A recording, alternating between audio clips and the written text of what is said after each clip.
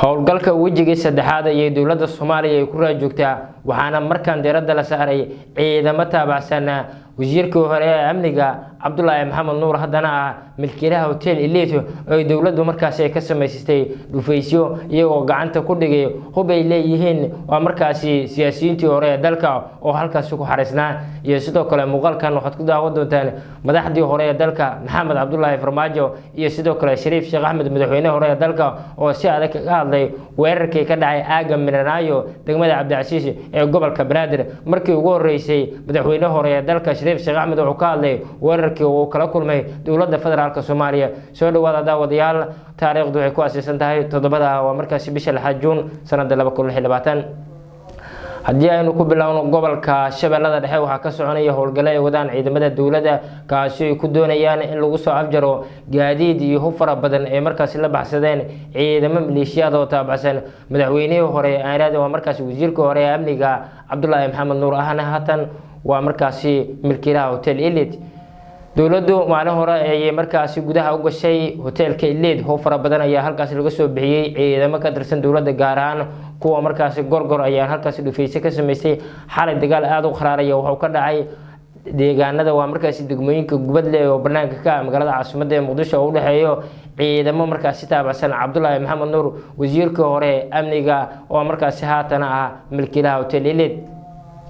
waxay inta ka dambeeyay dowladdu waxay doonaysaa inay markaas gacanta ku soo dhigto ciidamadan taabacsan Cabdullaahi Maxamed Nuur wasiirka hore ee amniga oo xilligan hub fara badan kula jira banaanka magaalada caasimadda ee markaasi Muqdisho dowladdu waxay sheegtay howlgalka wejiga saddexaad inay markaa ku dhaqaaqday oo ay doonayso inay markaasi soo afjarto si markaasi looga hortago ciidamada dowladda oo markaasi dagaal adag la galaya wasiirka hore ee amniga Cabdullaahi Maxamed Nuur dhinaca kalena haddii aynu eegno madaxweynihii hore ee dalka Shariif Sheekh Axmed iyo sidoo kale Maxamed Cabdullaahi Farmaajo ayaa waxay ka hadleen dagaalka adag ee dowladda federaalka Soomaaliya ee markaas la gashay madaxdii hore ee dalka ra'iisul wasaare hore Xasan Cali Khayre oo xaafadda Bermuda degmada Howlwadaag ee gobolka Banaadir si adag kaga saartay dowladda federaalka Soomaaliya kadib dagaal qaraar oo halkaas ka dhacay sidoo kale aaga Minanaayo waxa ka dhacay dagaal u dhaxeeyo ciidamo taabacsan madaxweynihii hore ee dalka Shariif Sheekh Axmed iyo sidoo kale ciidamo ka socda dhanka dowladda federaalka Soomaaliya beesha caalamka oo cadaysyo kala duwan saartay madaxda dowladda iyo kuwa mucaaradka ayaa lagu guuleystay in lagu qanciyo Shariif Sheekh Axmed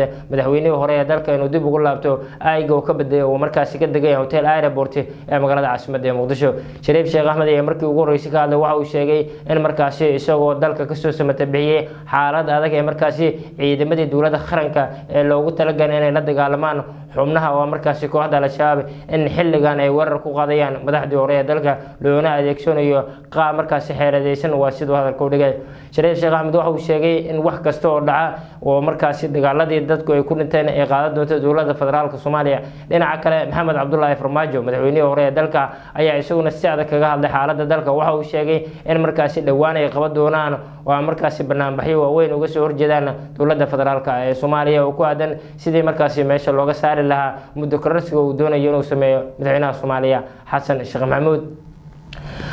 madaxweynihii hore ee dalka Maxamed Cabdullaahi Farmaajo waxa uu markaasi markii ugu horeysay oo markaasi xubnaha siyaasiyiinta mucaaradka kala soo muuqday wareysiyo kala duwan ama markaasi waxay bixinayeen shir jiraayad ay ku qabanayeen hotelka oo markaasi madaxweynihii hore ee dalka Maxamed Aanraado waa Shariif Sheekh Axmed oo ka degan yahay aaga xaafadda waa markaasi oo magaalada caasimadda Muqdisho ka degan yahay xubnaha siyaasiyiinta mucaaradku waxay doonayaan in markaasi dagaal adag ay la galaan dowladda federaalka Soomaaliya oo markaasi ay ka saaraan aagaga ay markaasi Aanraado muddo kororsiga ay sameynayso dowladda horkacaya Xasan Sheekh Maxamuud dhinaca kale taliyihii hore ee ciidanka xoogga dalka Soomaaliya General Odawa Yuusuf Raage oo isagu markaasi ku sugnaa xaafadda Minanaayo oo ka soo guuray madaxweynihii hore ee dalka Shariif Sheekh Axmed iyo dowladdu doonaysay in markaasi si xoog halkaas kaga saarto balse taliyaha waa taliyaha ciidanka xoogga dalka Ibrahim Maxamed Maxamuud iyo gudoomiyaha maxkamadda darajada koobaad Xasan Cali Nuur Shuute oo markaasi la kulmay taliyihii hore ee ciidanka xoogga dalka General Odawa Yuusuf Raage ayaa markaasi waxay sheegeen in amar ay ciidanku ku haysan in la weeraro taliyihii hore ee ciidanka xoogga dalka General Odawa Yuusuf Raage dhinaca kale kulan fila Soomaaliya ka dhacay u dhaxeeyay gudoomiyaha maxkamadda darajada koobaad Xasan Cali Nuur Shuute taliyaha ciidanka xoogga dalka Maxamed iyo Ibrahim Maxamed Maxamuud iyo sidoo kale madaxweynaha Soomaaliya Xasan Sheekh Maxamuud ayaa waxa looga hadlay in markaasi la weerari karin taliyihii hore ee ciidanka xoogga dalka oo markaasi sharci guuto Odawa Yuusuf Raage oo xilligan ku sugan magaalada caasimadda Muqdisho xiriir weyn la leh xubnaha siyaasiyiinta mucaaradka xasan sheekh maxamuud wuxuu dumacsan yahay inuu markaasi dagaal adag ula galo xubnaha siyaasiyiinta mucaaradka sidoo uu kusoo afjari lahaa oo markaasi dalkan uu muddo kororsi ugu samaysan lahaa halkaasna uu sheegay inay markaasi ay la galeen dowladda federaalka Soomaaliya. haddaba waxyaabaha kasoo kordha xiisadda ka taagan magaalada caasimadda Muqdisho barnaamijyadeena dambe ayaad daawan doontaan.